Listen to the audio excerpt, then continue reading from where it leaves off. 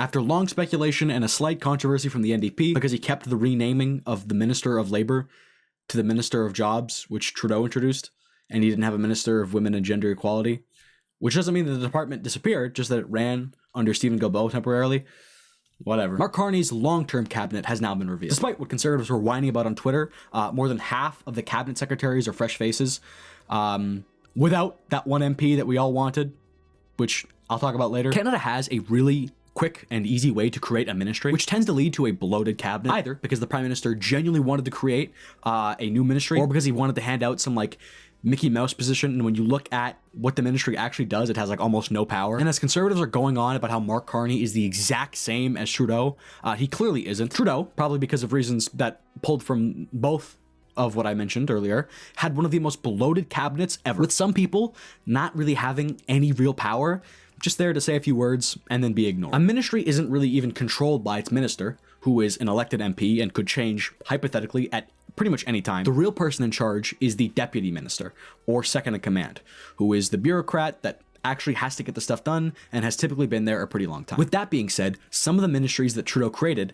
didn't even bother to have deputy ministers, which goes to show you these people weren't doing too much. And I'm not saying that all these ministries didn't do anything or that these were on subjects that shouldn't be considered important. Even conservatives have to admit that for every department on the attempted DEI, woke mind virus brainwashing of your kids, there's also the Department of Rural Economic Development. But some of the ministries that have been folded into others are the Ministry of Small Businesses, the Ministry of Official Languages, the Ministry of Diversity, Inclusion, and Persons with Disabilities, the Ministry of Citizen Services, the Ministry of Sport, the Ministry of Tourism, the Ministry of Mental Health and Addictions. Again, not saying that these aren't important issues, just maybe some of these people didn't have to be there. Justin Trudeau's cabinet had 37 people in it. Mark Carney's cabinet has 28, which makes it the smallest Liberal cabinet since Jean Chrétien, the Prime Minister from 1993 to 2003. Notably, it also has a lot of Secretaries of State, which in Canada, they're kind of different. They're basically just like mini ministers who only have to be in cabinet sometimes. Like maybe there's a department of doing your mom, but the guy in charge of that, who would be me, only has to be in cabinet meetings whenever she's around or in town. So let's review the most important picks that were decided. But now before I tell you to become a member, like Indigenous Guy, make sure to subscribe to his channel at the end of the video. The most important minister will be the finance minister. This is the guy who will prepare and report budgets. He develops tax and tariff policy, which is kind of important nowadays, and is responsible for the Bank of Canada and the CDIC, which is the Canadian Deposit Insurance Corporation. So it's pretty important. Now, this position went to Kermit the Frog. I mean, Francois Philippe Champagne. Oh God, I didn't mean to say that. Oh, he doesn't look like him at all, I promise. Now, I'm gonna level with you all here. I didn't think this was a good pick. I read his Wikipedia and it talked about how he went to law school and then went to the Swiss-based ABB, which is an electrical engineering corporation. That was until I read this article, which came out on Mark Carney's prior cabinet, which I will paraphrase now. Francois Philippe Champagne is not necessarily the person to be put in that job for deep soul-searching about the future of the Canadian economy amid a trade war with the United States and a crumbling international order. That's more up the alley of Christopher Freeland, the deeply inquisitive former journalist who filled that role for nearly 5 years and has now been tasked with transportation and internal trade. The reality, though, is that Mr. Carney will probably do much of the big picture economic and financial direction setting himself. What Mr. Champagne instead brings to the table is an unusually energetic and transactional management style that, unlike many of the colleagues who served alongside him in Mr. Trudeau's cabinet, is less about plan making than about follow-through. But he really found his groove over the past 4 years as Minister of Innovation, Science, and Industry, highlighted by his pursuit of a Canadian electric vehicle supply chain. That prospect seemed abstract and remote when he took the job, and the standard course of action in Ottawa would have been to spend years developing a roadmap for achieving it. Mr. Champagne pretty much skipped that step, took it as his marching order to start landing anchor projects, ignored skeptics within and outside his own government, and set about one of the most aggressive courtships of international investment this country has seen, eventually being able to boast several massive battery factories, as well as a first wave of battery material suppliers. Which does make sense if I'm being honest. This guy kind of seems like Napoleon, with being roughly the same height, same build, and French. He seems like a very scrappident, competent, get it down kind of guy who would actually be perfect for the job with a guy like Carney at the top. Overall, I think he's actually a really good fit for the position, and I'm excited to see what he does next. Now, for the Minister of Foreign Affairs, we have switched out Melanie Joly, and we now have Anita Anand, who I'm just realizing now is Indian, and her name is Anita Anand, which is actually just so sick. I'm Ukrainian, bro. I wish my name was like Iowata pierogi or something like that. Anyway, from skimming her Wikipedia, she seems to be an incredibly well-educated person with 4 degrees, and she's worked at a ton of places. And was a professor at the University of Toronto Faculty of Law, specializing in corporate governance. Honestly speaking, she seems like a competent mini Mark Carney. Her specific background makes me think that she would actually be really good for this position. She gets a pass too. But speaking of Mélanie Joly, she's actually the Minister of Industry and the Minister for Canada Economic Development for Quebec regions.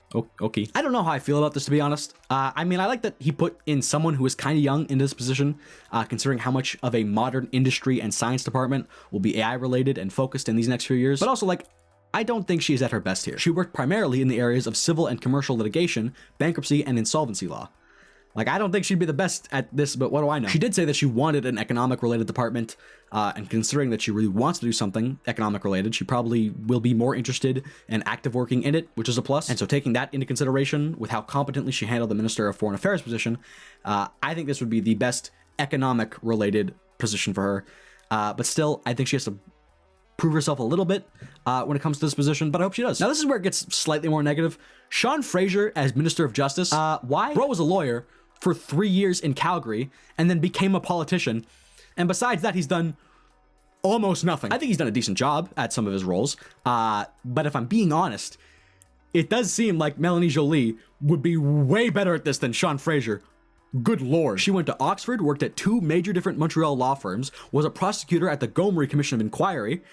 Do I have literally any clue what that is? And will I look it up? No, but it sounds important.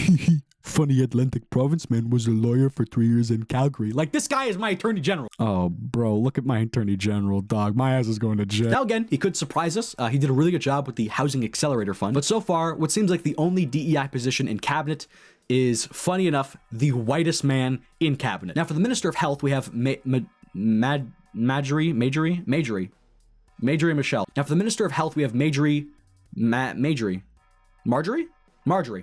Now, for the Minister of Health, we have Marjorie Michelle. She is a black woman who looks like this. Need I say more? If I go to the hospital and my doctor looks even at all like this woman, my heart rate will go from 220 to 70. I know for a fact I will be fine. Any doctor I have from now until I pass away, if they're a black woman, I'd let them operate on me blindfolded. For some reason, this one woman has a face I completely trust. I would put my life in this woman's hands tomorrow if I could. Could I please get a W in the chat for older black women? Please and thank you right now. But besides that, she has a master's in social and organizational psychology from the University of Louvain. And I'm gonna pretend I said that correctly. And she is a former student of the St. Rose de Lima Institution in Haiti. She is also from Haiti. Anyway, she's a fresh face who, funny enough, took over Justin Trudeau's riding in this election, who I think will do a great job.